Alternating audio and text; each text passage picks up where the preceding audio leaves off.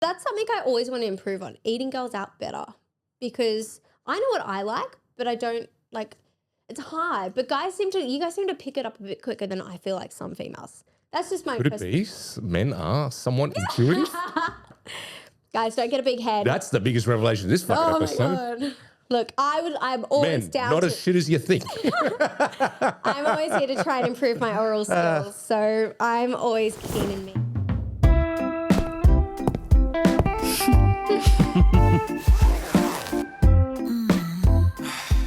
Welcome to Swapping Secrets. My name is Jess. And my name is Lawrence. And if you haven't already, please don't forget to spank that subscribe button. Today's topic is the 6 health tips on non-monogamous relationships. So yeah, we're going to be discussing in today's episodes how those in swinging or open relationships approach sexual health, mental health, and other lifestyle factors related to relationship styles. All the big ones. All the big and themes. important stuff that we really need to touch on. The stuff we're most underqualified to talk about. No, we do have some knowledge on this. However, please stick around for just the tip, because this one is going to be extra spicy. Lawrence and myself will be writing our sex checklist, so stick around. All right, what we're going to be covering often today, this is the meat and potatoes of the episode. Why are you calling it meat and potatoes this time? The meat and potatoes, yeah. Are you feeling like some meat and potatoes today? Maybe I should say like vegan meat and potatoes, so I can include everyone. Yeah. Anyway, sorry. I just wanted to start off with an analogy to help frame this episode and the way that we think about it. So this idea came from our producer, Gabe. Yay. Yay, go Gabe. When we're doing the prep for this episode. So the analogy is the safety or the perceived safety of driving a car versus flying in a commercial airplane. So I did a quick dive on it and seeing which one is actually safer. Now, people... the anecdotal things, I'm driving my car, I'm safe, I'm a good driver, X, Y, Z, blah, blah, blah, blah. Whereas like when you see a plane accident, it's like really horrible, obviously, but people think they have this fear of flying versus getting into their own car. So the data actually shows per 100 million kilometers, because that was the easiest way to sort of do a side-by-side comparison. So per 100 million kilometers traveled, in a commercial airplane, it is 0.002 fatality rate. It's nice and low. In a car is 0.35. So there's not a lot of safe drivers out there. No, well, that's not as safe as we think. So the percentage difference in those two numbers is around 200%. Wow.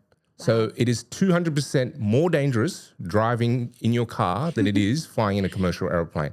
And why I bring that analogy into this conversation is we see a lot, obviously, in the comments when we do media appearances and in this podcast episode, how the non-monogamous community, especially the ethical non-monogamous community, are spreading diseases riddled with all this sort of... Yeah, we're bringing back polio, didn't you hear? Yeah, all this stuff, right, where it's just like dirty, disgusting, blah, blah, blah, blah, blah. Yeah. But it's like, it's just a perception of the relationship rather than actually interrogating the data behind it. So that's what we're trying to do today. Yeah, we're trying to get rid of that stigma around the fact that we're dirty swingers. And really, we're actually sexy, safe swingers.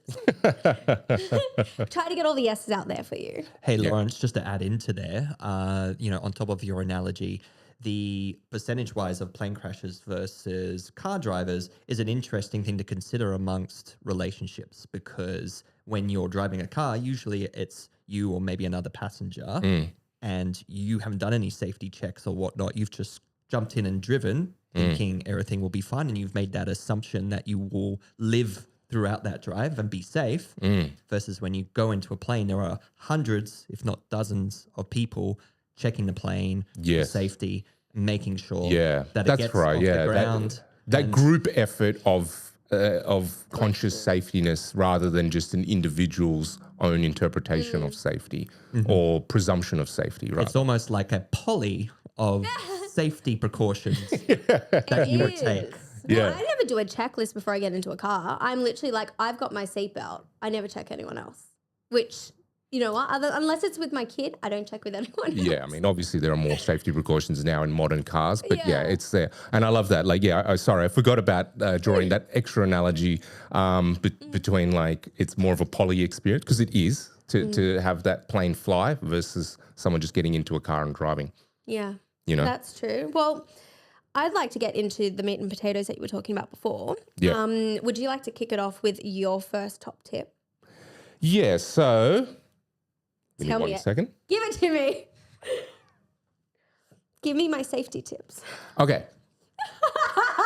Sorry, I'm making our producer laugh. Sorry, Lawrence. Go My for it. first tip is normalizing safe sex talk between your partners. I think just having that as like I said, just being a normal part of the conversation. Yeah. Hey, this is what makes me feel safe and comfortable. What are yours? And then obviously we've always advocated for playing to the safest person in any dynamic, whether it's one-on-one, in a group situation. Say, for example, you've got 3 people who are going to hook up, and one of them says, I always use a physical barrier for oral sex, not just penetrative sex like vaginal or anal.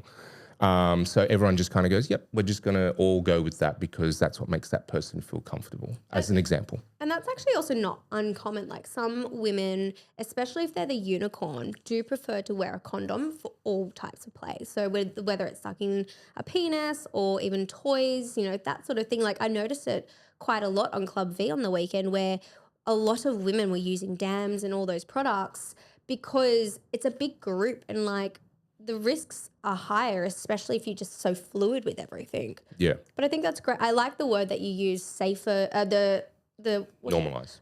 There's normalize, but working to the Safest person. because it's like they have such big understanding of their safety and they've expressed that to you, and it's your way of also respecting them. Yeah. And another thing, just as a last point, is having that safe sex talk, whilst initially can feel awkward because we don't do it a lot, once it becomes normalized, actually is quite sexy and liberating because you're talking about sex acts. And you start to, while you're having that conversation, fantasize about, oh, she's going to be sucking my cock, or I'm going to be licking her pussy, or I can't wait to be fucking her. Yeah. All that sort of stuff. And it's just like, when you know that it's like, it's all like, this is what we want and this is how we feel hot and sexy, it makes for a way better, hotter experience.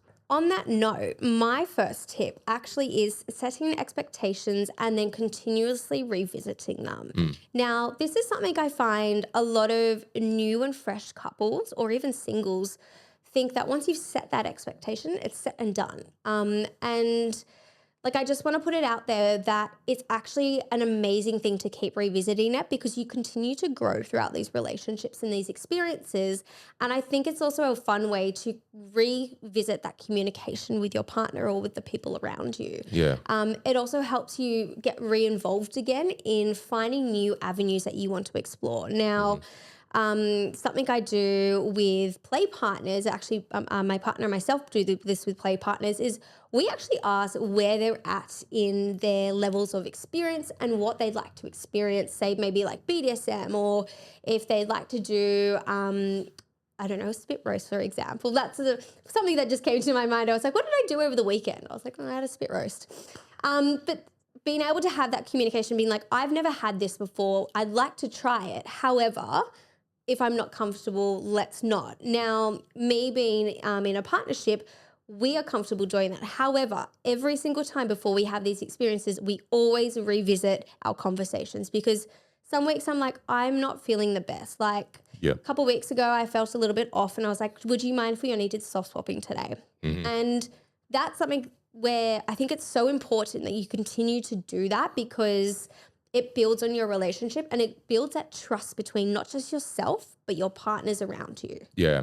Yeah. Not working on a presumption of past behaviors and just revisiting. Yeah, I like that. And that's something that I've practiced personally as well with my wife, where it's just like, if we're about to go into a play situation or meeting up with people, we will sit down and have that time just between ourselves, having that time to connect.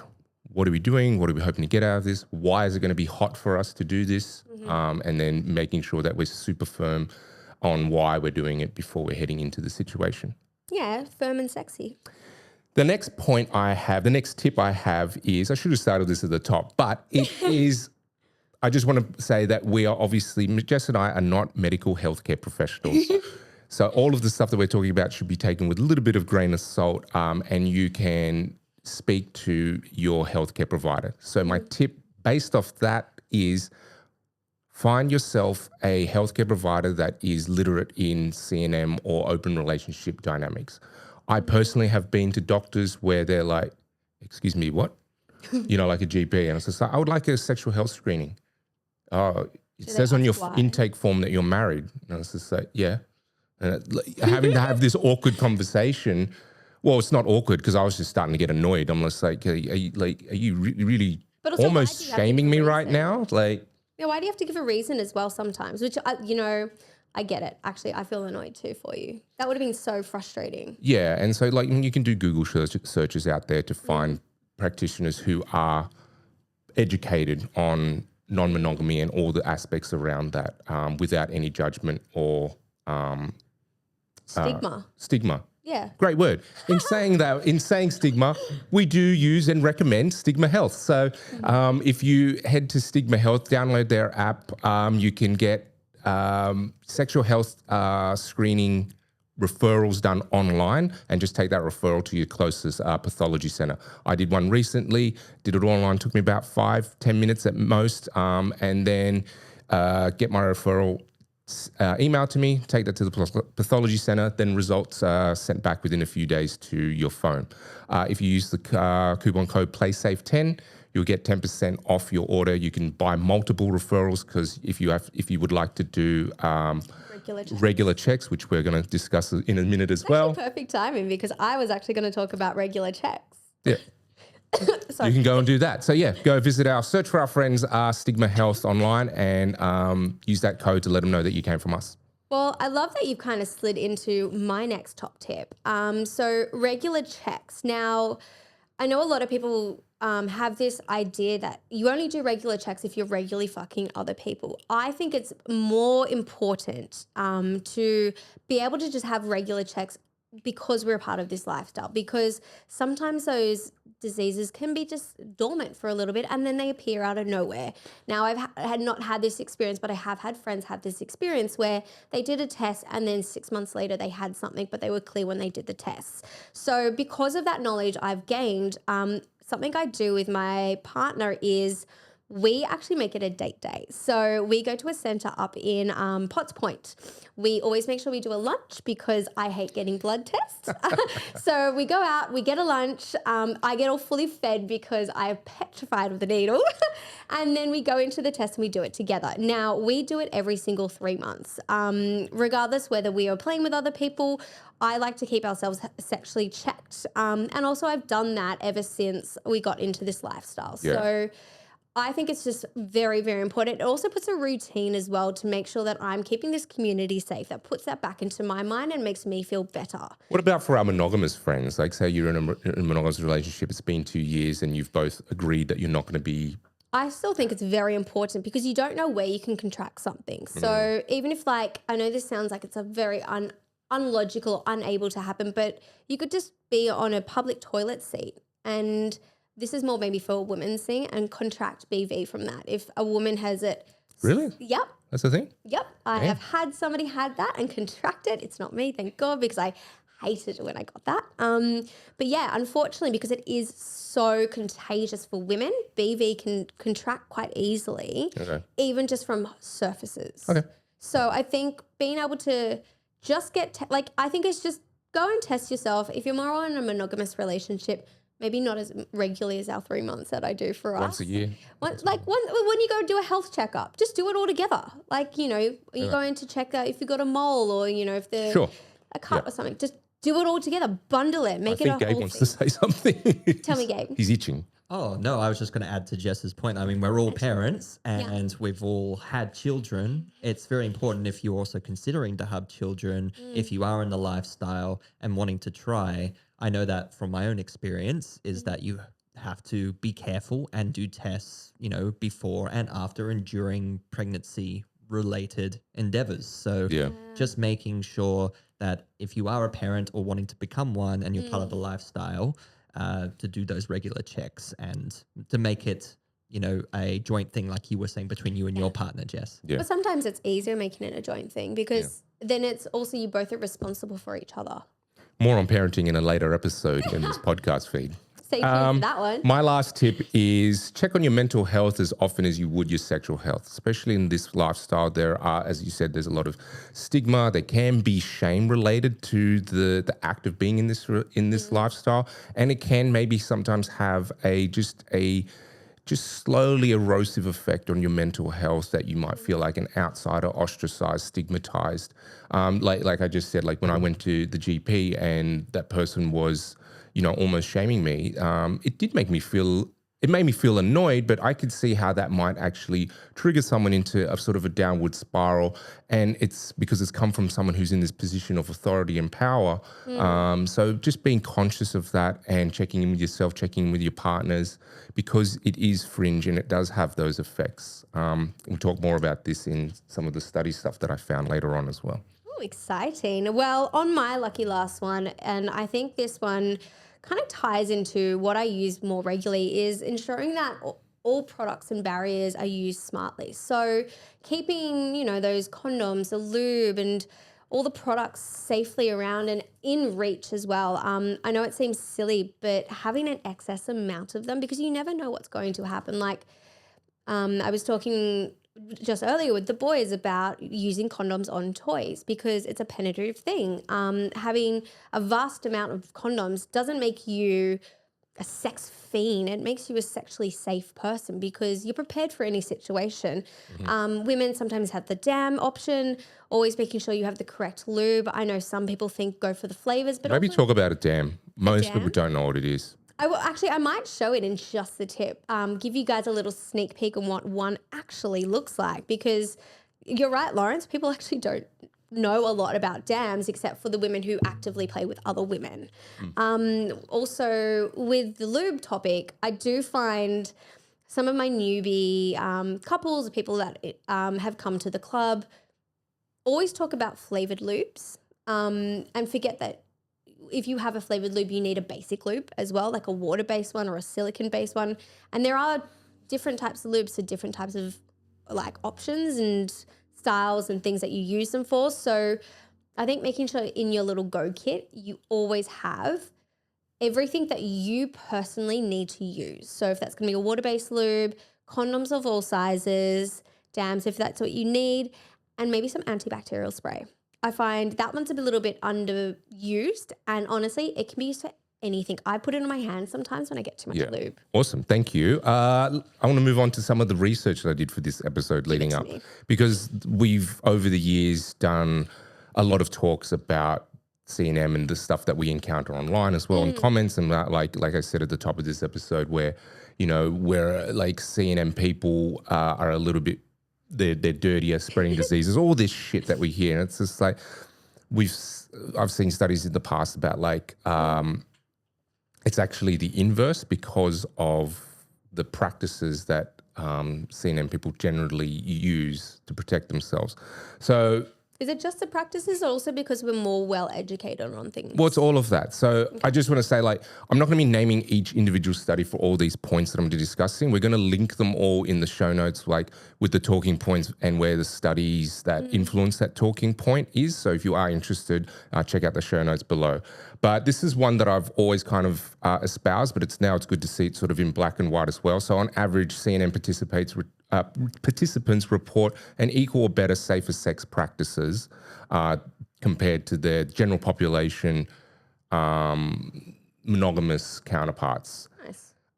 More frequent STI testing, clearer conversations around protective safe sex stuff, all that kind of stuff is just more normalized. And that's one of the tips that we talked about, just having that normalized conversations.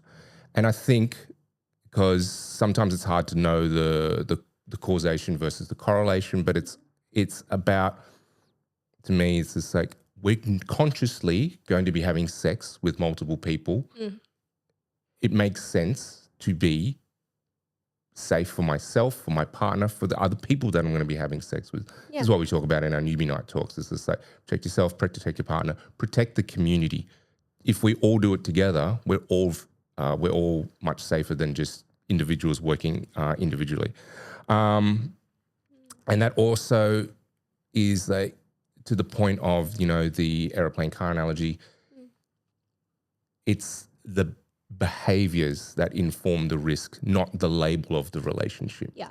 Yeah, no, I think those are great. I think it's really nice to see that us as a community have solidified safer sex ways to keep us all sexy and gorgeous. Yeah. Well, on that note, let me slide into our wonderful sponsor, Flirt, who gives us a beautiful 15% off. So Secret 15, if you feel like getting a bit naughty or raunchy, head online or go into one of their stores and purchase one of their sexy toys, lingerie, or even the lubes and condom products we were just talking about before. Again, that's Secret 15. I will add, or I won't personally, but our producer will add all these notes down below for you. Wow. That's flirtadultstore.com.au. Use the promo code secret15. Do we need a jingle? you. That's flirtadultstore.com.au. Well, Not in the budget. let's jump into just the tip. Talk me through this, Jess. What's happening? So our wonderful producer has given us this gorgeous safety sex checklist card. Now, Lawrence and I are going to fill it out with some of our top tips that we use before we go and head into a sexual situation. Now, this could be done the night before. This can be done on the day. I generally do this the night before with my partner. I'm pretty sure you might do this the night before or maybe on the day. That was just Yeah, an look, assumption. I would, in my mind, I would sort of divide this up into two lots. Some overarching, these are never going to change. This is always a rule. And then maybe some other things like let's discuss case by case or situation by situation. And also the framing of how these conversation checklists is it for a long-term partner, or is it just a hookup like when you come to the club or something like this? Because it does change the way the conversation is had, at least for me. So then let's write a quick one as if it were going to be a situation happening for our partnerships with another couple. Gotcha. Let's do that. Make it easy. We'll see you guys in a sec with our little checklist. So while Jess and Lawrence are completing their safer sex checklist, you can actually get your own and download your own within the show notes below. So go to the link that says safer sex checklist and get your own from the Our Secret Spot website, sponsored by Swapping Secrets. Always share with your partner or partners because consent and clarity is sexy, people. Okay, guys, just before we jump back into our checklist, I did want to show you guys the dams. So these are also found at the club. However, you can buy these from any sex store or online as well. Flirt.com, don't you? Flirt.com. You can get them from Flirt. They're very small. They're very thin. They're pretty much, as you can see, probably an A5 shape. I'm going to open it up. It's basically a latex rectangular sheet that you place on a body part that you wish to lick but not actually put your tongue. It's gone straight to me. There's a lot of static in the air. However, as you can see, it's a very thin sheet. Nice flexibility. Can in you it. just do this with your arm, please, Jess? Like that. And tilt that towards the camera. Your arm. Like that. Yeah, like that. So feel imagine like what a this chicken. is. What does that look like, everyone? A bum. And then you put that on. And Oh, yeah. There we go. Look, they don't have any flavour to them. They're like a Yes, they do. These ones don't. Go for No? it. You want to smell? They have no. Strawberry. There's no. Okay, maybe I just can't taste strawberry. However, super easy, super flexible to use. And then once you're done with one partner, please remember to throw it out. It's not usable on multiple partners at multiple times. That's my dam. Good goddamn. Also, one more thing, plus this, like,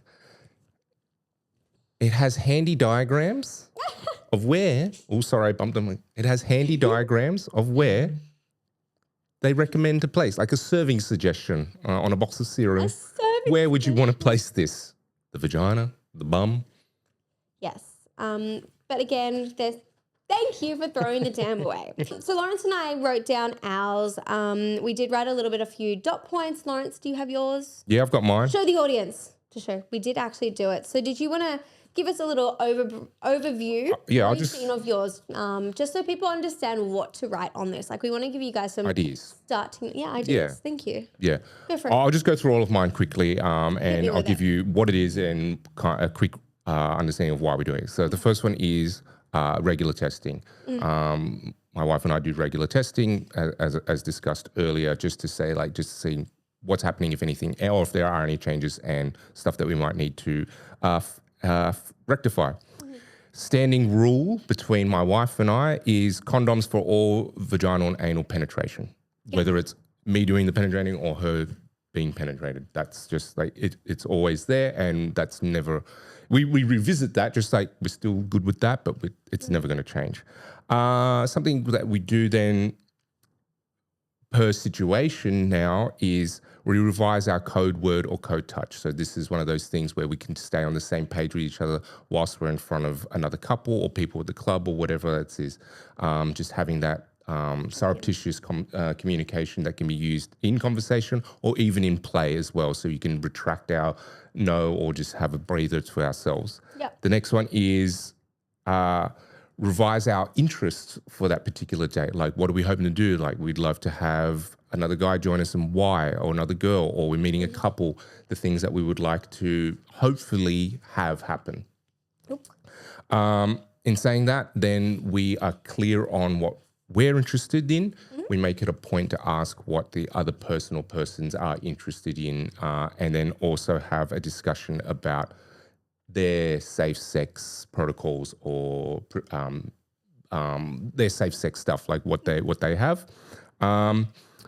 We also have rough play must be pre-discussed, obviously, between my wife and I. And then if we are like interested in that, like that needs to be pre-discussed before play actually happens. Not in the heat of the moment kind of thing, because it can be a little bit sketchy if it does.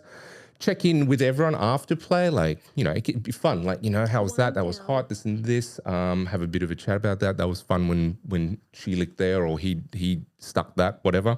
And then our last one, or my last one, is prioritize reconnection afterwards. So that's like turning towards each other, just the two of us having our own intimate time together, debriefing, having sex together again. Like the reclaim sex. Yeah, and that helps us sort of find ourselves and recenter ourselves in our own relationship, and helps us feeling a bit more, you know, stable afterwards. Yeah. Well, look, mine aren't too far off yours, to be completely honest. As we do the regular checks all the time, that's something that we continue to ensure that we do every time. We actually just did them 2 weeks ago. So we have them set up in our calendar already. It's something that it's like our sexy date nights. We just put them straight in.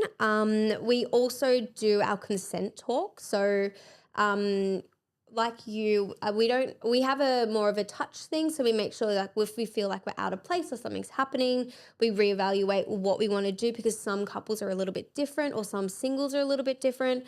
We actually have a different one for single females, as 2 single men and 2 couples. So we have 3 different ones, and we just make sure they're all, just because we feel that also helps us reevaluate what the situation is going to be. So we use those. We also talk about what we want to achieve from it. However, if the moment gets more heated, how we are going to step away from that. So if we start heated in a bad way. No, heated in a good way, where we want to continue that, but we haven't had that discussion. So maybe we're having a threesome and it's like, oh, actually, I'd like to do DP today now instead. I'm using this as an example where I want to increase what we talked about and go into DP. We discuss how we can evaluate that without feeling like we turn off the situation, or if the other partner is like, no, completely not, we have a signal for that.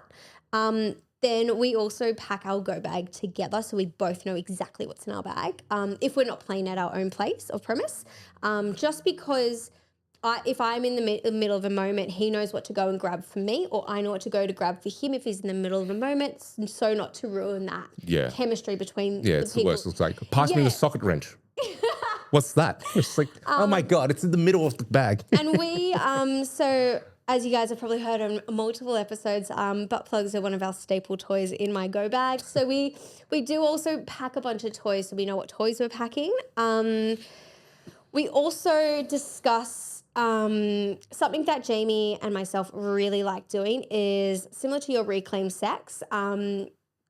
Thank God he can come more than once in a session. So we always, if he's at the last bit where he's about to come, our last bit is, if it's going to be the last bit of sex that we're going to have for the night, it's a come in me sort of thing, is like a reclaimed connection thing. It's just a personal preference. I find it super sexy to have his come inside of me. He finds that super sexy. So if he knows he's at the last time and he's not going to be able to come again, that's how we kind of do our reclaimed end bit. And we actually, You learn the sign language. You're like, just about. And then the lucky last thing that we always do is we, being big wine drinkers, if we've been out for the night, we always have a wine together and we talk about it right at the end, and a cuddle, because generally by that time I'm all fucked out, honestly. And I'm like, let's cuddle. So we have a wine, we watch our favorite TV show, and we have little discussions about like the night. And we make sure that we always go to bed together.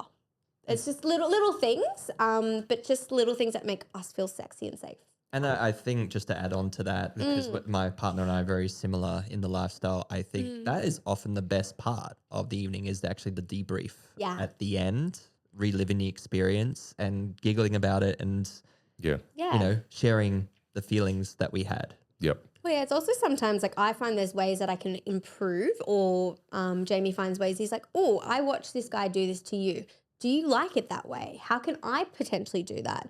And I'm like, oh, no, you do it better this way. It's like some people's penises fit differently. And then I'm like, oh, you really ate that girl out well. Can you show me what you did? Because that's something I always want to improve on, eating girls out better. Because I know what I like, but I don't like, it's hard. But you guys seem to pick it up a bit quicker than I feel like some females. That's just my Could it be men are somewhat intuitive? Guys, don't get a big head. That's the biggest revelation of this fucking episode. Oh my God. Look, I'm always down not as shit as you think.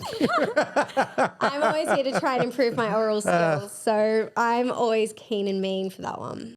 Well, to wrap it off, guys, I do want to show that Lawrence and I proved that we did actually write our notes. We did it. We did sit down quite quickly and just throw out what we normally do. Yeah, obviously we're quite practiced in this, and like we kind of know. So you can head to the show notes and download a PDF version of this and print it out. Do it with your partner at home. And like we said in the episode, revisit this stuff often. It helps you just sort of gain clarity between your partner and yourself about what you want to do. And it's something that helps you sort of firm it up in your mind mentally. It's not something that you necessarily have to bring to the club. You know, you don't just go like, we wear condoms for all, like, you know, so that it's just something that you could go. So once you're going into a situation and it's live and you're in front of people and you're having some drinks or whatever, it's in your mind, it's firm, and you can speak for yourself and for your partner together. It's just like, this is what we do and this is what we're comfortable with. Or if you're on your own, it's like, I am comfortable with this, this, and this. That's it. And then there's no sort of like, thinking on your feet. Cool. Well, that I feel like is a bit of a wrap of the episode for you guys.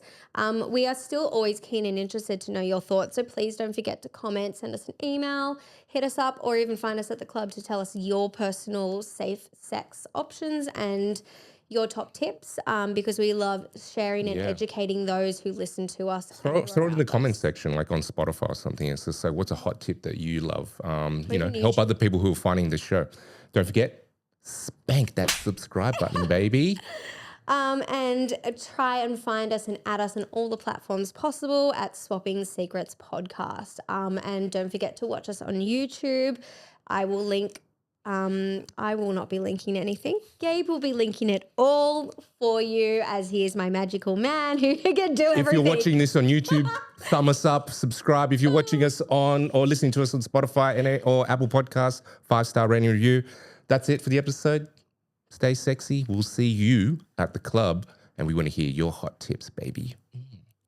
Sorry. Bye, guys. Bye.